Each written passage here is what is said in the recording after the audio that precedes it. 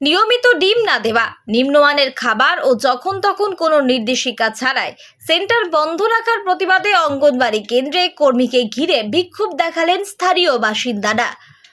ঘটনাটি ঘটেছে শনিবার হরিশ্চন্দ্রপুরের ছত্রগ্রামে। অভিযোগ উঠেছে ওই কেন্দ্রের কর্মী জবা দাসের বিরুদ্ধে। অভিযোগ, সেন্টার থেকে বাচ্চাদের ভালো মানের খাবার দেওয়া হয় না।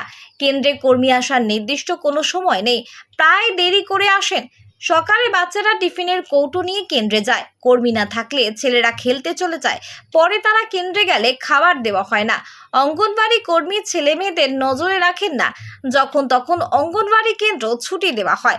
বাচ্চারা অনেক দিনই খাবার পায় না। কর্মীকে বলতে গেলে তিনি কোনো ভ্রুক্ষেপ করেন না, উল্টে নোংরা ভাষায় গালিগালাজ করেন। বাড়ি থেকে কাপড়ের পটলিতে চাল, ডাল ও সবজি বেঁধে নিয়ে আসেন সেন্টারে। 3 দিন ভাত ও 3 দিন খিচুড়ি দেওয়ার নিয়ম থাকলেও মাসে 2 থেকে 3 দিন ভাত দেন, বাকি সব দিন খিচুড়ি দেওয়া হয়। খিচুড়ি শুধু লবণ আর হলুদ দিয়ে রান্না করা হয়, যা শিশুরা কখনো মুখে তুলতে পারে না। মাসের বেশিরভাগ সময় সেন্টার বন্ধ রাখা হয়। সেন্টারের কর্মীর বদলের দাবি তুলে সরব হন স্থানীয়রা। Bureau report, Hindi news. আমরা ছত্র গ্রামবাসী। হ্যাঁ, আমাদের যে এখানে যে সেন্টারে যে একটা চার্ট থাকার কথা, যে অনুযায়ী আমরা খাদ্য পাবো বা বাচ্চারা পাবে, প্রসূতি মহিলা পাবে বা গর্ভবতী মহিলা বা সবাই মিলে বাচ্চারা পাবে খাবার দাবার, এই দিদিমণি টাইম মতো সেন্টারে আসে না। ওর টাইম 8টায়, ও আসে কোনো 10:30টায়, কোনো দিন আসে 11:15টায়। এবার বাচ্চাদেরকে রাখতে বলে বাচ্চারা কিভাবে থাকবে, কোনো পরিষেবা নাই। ও বলে বাচ্চাদের আমি গাইড নেব না, তোমাদের বাচ্চা তোমাদের ব্যাপার। বাচ্চারা থাকবে, এত গরম, এত বৃষ্টির সময় জল পড়ে, বৃষ্টির সময় তো একটু বৃষ্টি পড়ে সেন্টারেও আসেই না। আর খাবার যে দেয় অল্প পরিমাণে খাবার দেয়, কোনো টাইম বলতে মানে ওজন বলতে কিছুই ওর সেন্টারে খাবার দাবার কোনো কিছু নাই। চাল যে আনে কেজি বেগে করে, একটু চাল নিয়ে আসে, 5,000 চালে একটা ডাল থাকে। আর জ্বালানিটা ও মানে হাতে করে নিয়ে আসে। যেদিন জ্বালানি নিয়ে আসবে না সেদিন খিচুড়ি রান্না হবে না। একটু বৃষ্টি পড়লে সেন্টারে তো আসবেই না। শনিবার করে ডিম দেওয়ার কথা অর্ধেক করে। হ্যাঁ, যা দেয় সেন্টারে তো 6 দিন ডিম দেওয়ার নিয়ম। একদিন সপ্তাহে, কোনো শনিবার 2 দিন দেয়, কোনো সপ্তাহে 1 দিন দেয়, কোনো সপ্তাহে তো দেয়ই না, এরকম মনে হয়।